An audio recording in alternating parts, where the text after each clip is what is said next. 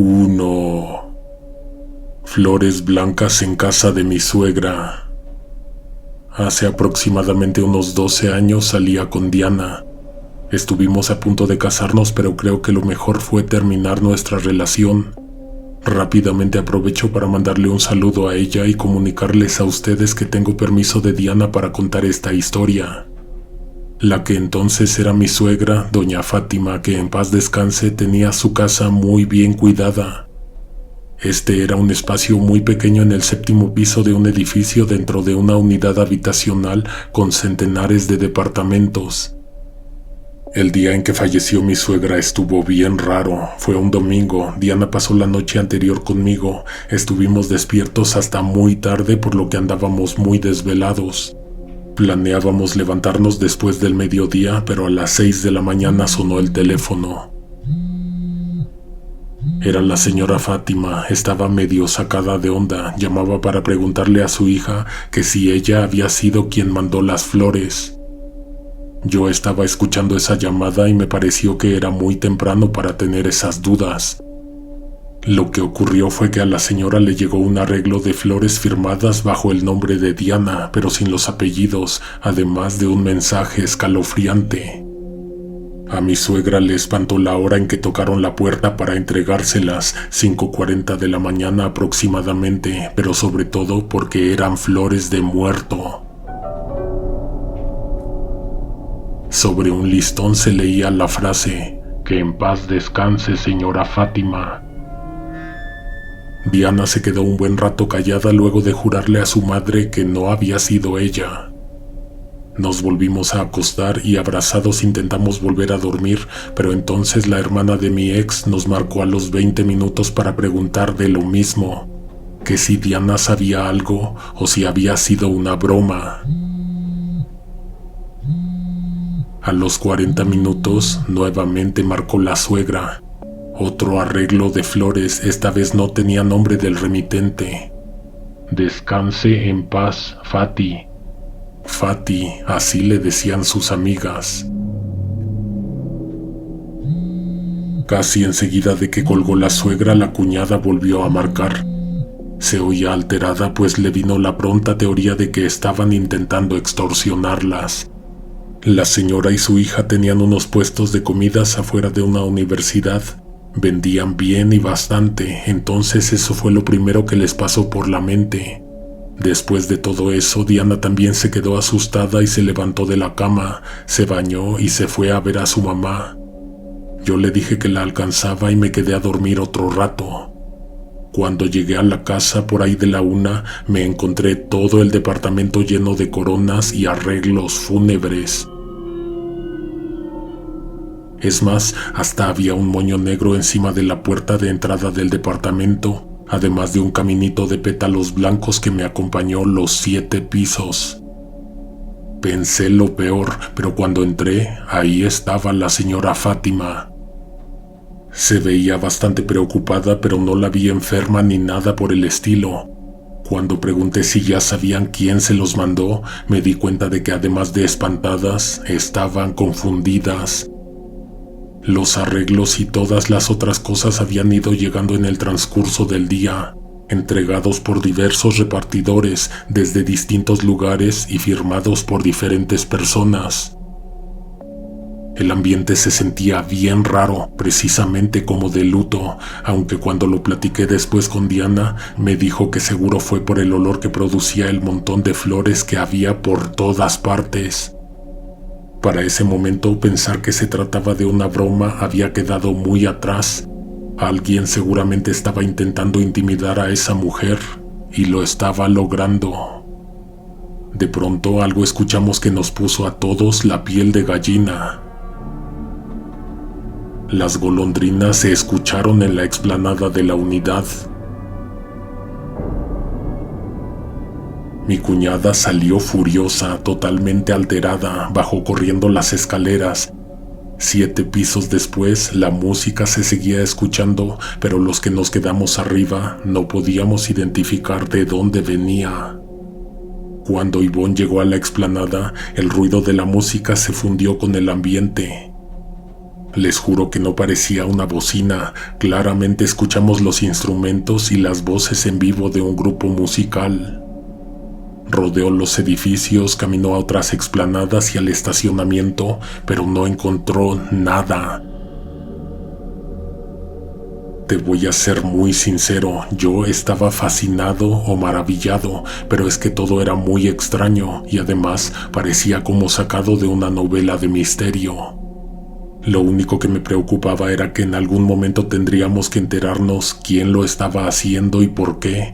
Creo recordar que ninguno de nosotros tenía una teoría positiva, todas eran escalofriantes.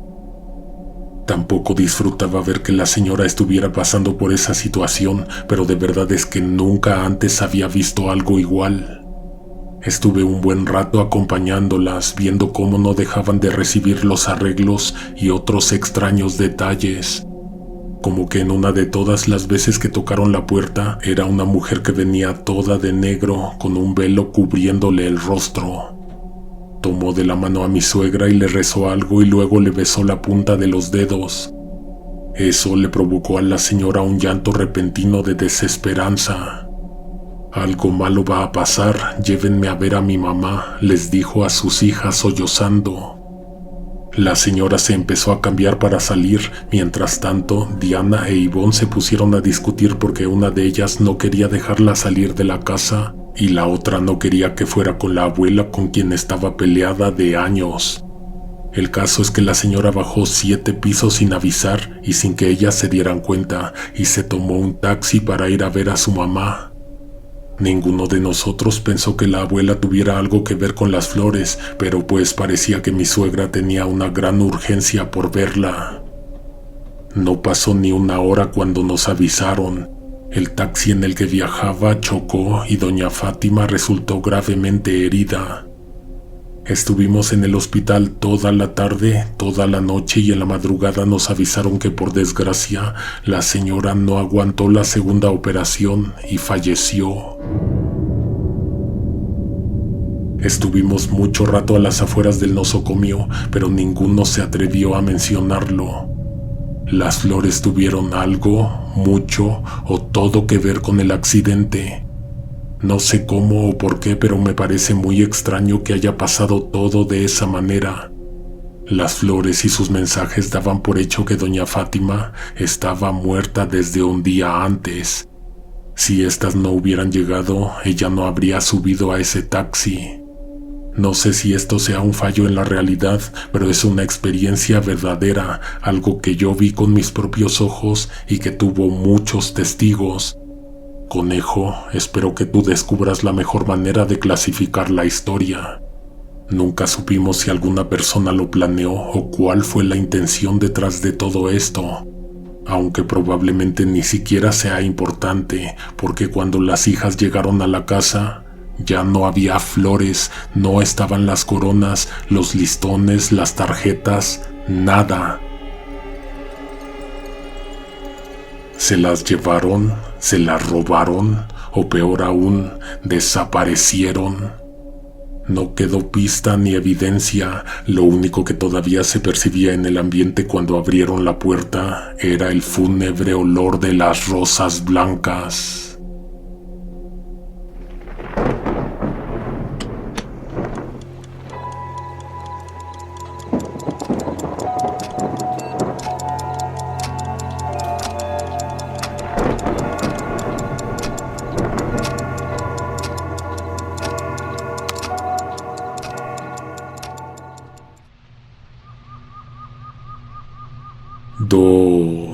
La mujer del sombrero. Soy brigadista, estudié ecología y uno de mis grandes sueños es convertirme en guardia forestal. Claro, también me llaman la atención las operaciones de rescate, que por cierto no sé si ustedes se hayan fijado, pero últimamente muchas personas se han perdido en excursiones. Solo necesitas buscar la palabra senderista en la sección de noticias de Google. Hace unos 2 meses, mientras entregaba un proyecto para la Secretaría de Medio Ambiente, unos compañeros de la universidad me invitaron a visitar el desierto de los Leones, en donde tenían planeado aplicar solicitudes de sus propios proyectos. Te juro que ni siquiera lo pensé cuando me lo dijeron. De hecho, a mí me pareció una fantástica oportunidad. Con suerte y me integraba en el equipo o me daba una idea de lo que podía hacer en ese lugar. Lo único con lo que no contaba era que mis amigos me estaban invitando a una visita fuera del horario del parque y la reserva, de noche y sin el permiso de las autoridades. Te voy a ser muy honesto, muchas de las veces ese es el único recurso que nos queda, pues entre permisos, solicitudes, escritos y demás, los proyectos se quedan en el limbo. Esa tarde subimos al bosque, pero no entramos por el acceso principal, sino por las espaldas de un poblado cercano. A las 6 de la tarde había bastante oscuridad a pesar de que todavía quedaba un poco de claridad en el cielo. La causa, los altos árboles que con sus frondosas copas ya no dejaban pasar nada de luz. Los senderos que utiliza la gente de los alrededores están bien trazados, tienen discreta señalización, tanto de marcas de pintura que brillan en la noche como listones en los árboles, fabricados con material reflejante. Yo me considero precavido, pero mis compañeros me llaman exagerado. Venía amarrando cordones en los árboles para ubicarme, pues después de caminar un rato, cuando ahora sí nos cayó la noche encima, la señalización existente me empezó a parecer confusa. Lorena, que era la de los mapas en el teléfono, varias veces intentó explicarme la ruta, sin embargo yo nunca logré entender las líneas que ella misma había trazado. Por cierto, se supone que ella descargó y generó la ruta. En un momento del recorrido, la misma Lorena dio un grito para avisarnos que nos detuviéramos. Hizo bien y lo hizo a tiempo porque los que veníamos tras de ella casi caminábamos por inercia. Las lámparas iluminaban muy bien, pero solo mostraban una infinita sucesión de cosas idénticas. Un voladero apareció en el camino, cortando por completo el sendero. Podíamos regresar sobre nuestros pasos, pero Lorena se sacó de la bolsa la idea de que podríamos girar un poco a la derecha y subir hasta encontrar otro sendero que, según ella, estaba mejor trazado. ¿Y por qué no nos fuimos por ahí desde el principio?, pregunté todo preocupado. Lorena no lo dijo, pero su esposo, que era como más extrovertido, nos la soltó de golpe. Es que ahí asustan. Al momento llevábamos casi 3 horas de camino. No me preguntes en qué perdimos tanto tiempo porque yo nunca entendí cómo es que nos dieron las 9 de la noche tan pronto. Quiero mencionar que Lorena y Alejandro fueron los que me invitaron y eran los únicos que conocía, pero como iban al frente yo tuve que hacer amistad con unas biólogas que eran pareja y que iban hasta atrás. Cuando nos empezamos a internar entre la crecida vegetación, a mí me sobrevino un sentimiento de angustia. Insectos y víboras era lo que más o lo único que me preocupaba, ya que de los fantasmas me intrigaba un poco. Obviamente llevábamos botiquín, equipo de seguridad, botas, además de cámaras y otras cosas que solo importaban para el proyecto. Pero aún así no podía evitar tenerle miedo a lo que no iluminaban las lámparas en el suelo, porque todo era hierba crecida. En un momento, como si nosotros lo hubiéramos invocado, algo que no pareció ni un conejo, ni una víbora, ni ningún otro espécimen conocido en esa reserva, pasó corriendo entre los pies de una de las biólogas y la hizo tropezar. Su pareja pidió que detuvieran la marcha y la ayudó a levantarse. Mientras le preguntaba si estaba bien, la revisó con su lámpara de pies a cabeza. Qué sorpresa se llevaron cuando vieron que sus pantalones tenían varios cortes que bien parecía como si se hubieran hecho con navaja. Algunas plantas son capaces de hacer cortes en la piel, pero el equipo de seguridad lo respetan. Cuando inspeccionaron un poco más, encontraron que también tenía sangre debajo de la ropa, su propia sangre y heridas superficiales. Al momento en que se corrió la voz, el grupo entero volvió para ver bien qué había pasado. Inspeccionaron el lugar donde ella había tropezado, sin pensar aún en la cosa que la había hecho caer. De pronto la vegetación se sacudió a unos metros de nosotros. Alejandro es experto en fauna endémica, así que con cuidado se acercó a ver de qué se trataba. Su esposa lo siguió de cerca, pero él la detuvo. Había un olor en el ambiente que apareció de un momento a otro y que a todos nos provocó escalofríos. Lo que había en el suelo en donde se movieron las matas eran restos humanos.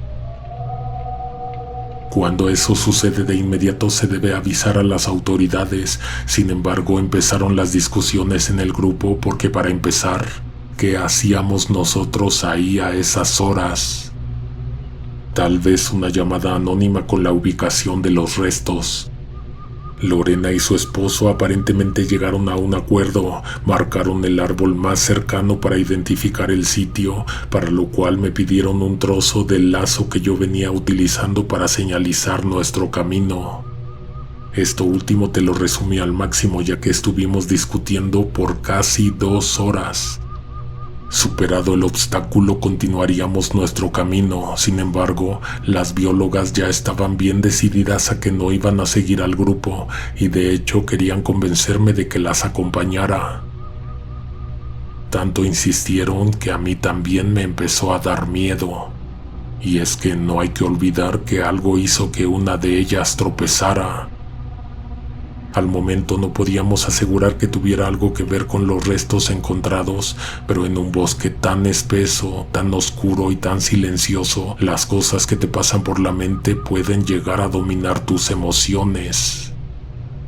Vamos a volver por donde llegamos, le comunicamos al grupo cuando estaban por retomar el camino. Pero ustedes no conocen la ruta, dijo Lorena, a quien ya se le notaba molesta. No se preocupen, dejamos listones en los árboles. Bajamos al encuentro del sendero que se terminó en un barranco y nos pusimos a buscar los lazos. No dimos ni 10 pasos cuando los encontramos. Estaban todos juntos, tirados en la tierra como si alguien los hubiera desatado todos. Pero no solo eso, nos pareció que lo hicieron inmediatamente después de que nosotros los colocamos. Nos dio tanto miedo que nos quedamos paralizados y ya no quisimos continuar. Esperaríamos a que hubiera claridad de día, era lo más probable. Sin embargo, de pronto oímos gritos que identificamos como del grupo con el que llegamos. Corrimos al barranco, francamente muertos de miedo y en pánico. Cuando los encontramos, estaban pálidos y sin aliento. Alejandro estaba intentando tomar agua de su botella, pero las manos le temblaban y el líquido le escurría en la cara y en la ropa. Resulta que allá arriba, en el otro sendero, se encontraron a una persona. Se asustaron cuando la vieron, pero porque les salió de sorpresa. Pero ojo, nunca pensaron que se tratara de una aparición, pues la mujer se veía común, tranquila. Podría haber sido alguien de los poblados cercanos, pues ni uniforme, ni identificación, ni radios traía consigo. La mujer los miró a todos a los ojos y a todos les sonrió, de a uno por uno. Luego les hizo una pregunta muy extraña. ¿No han visto a la mujer del sombrero? En ese momento Lorena sintió una debilidad terrible en las piernas, ya que dentro de su investigación alguien del pueblo le dijo que por esos rumbos por donde andábamos hay apariciones inexplicables. De hecho, le hablaron de la mujer del sombrero. Alejandro le dijo que no la habían visto y, aprovechando el encuentro, le preguntó cómo podían subir hasta el punto a donde querían llegar. La mujer no le respondió su pregunta, en cambio volvió a cuestionarles lo mismo. ¿No han visto a la mujer del sombrero? No, dijo Lorena aterrada y casi sin voz. Qué bueno, porque su cara da mucho miedo. Inmediatamente, según mi compañera, la mujer les dio la espalda y se puso un sombrero que sacó de quién sabe dónde. Un sombrero que tenía un velo negro que le cubría más allá de los hombros. No podían creer lo que veían, tampoco se atrevieron a seguirla o a preguntar más. 10 pasos adelante, la mujer del sombrero se disolvió en el húmedo bosque y desapareció. Lorena y compañía bajaron corriendo al sendero donde nosotros nos habíamos quedado varados. Les mostramos los listones y eso los asustó aún más. Volvimos de inmediato por donde regresamos porque a pesar de que ya no había señalización, Alejandro se sabía muy bien el camino. Se hizo el reporte de los restos, pero nos enteramos que no hallaron nada cuando acudió el equipo del rescate al día siguiente. Esto de los restos fue una bola de nieve que se hizo más grande y terminó ocasionando la cancelación del proyecto, aun cuando este estaba en su etapa inicial. Hace una semana hablé con Lorena para preguntarle al respecto y me contestó que estaba muy tranquila. De hecho, me comentó que ya se encontraba trabajando en otra cosa. De alguna manera le provocaba alivio que le hubieran prohibido trabajar allá, ya que su proyecto era nocturno y muy cerca de donde vieron a la mujer del sombrero.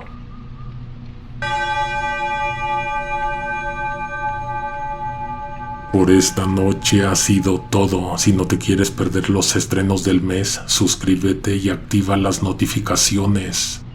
Nos escuchamos pronto. Alguien te observa en la oscuridad.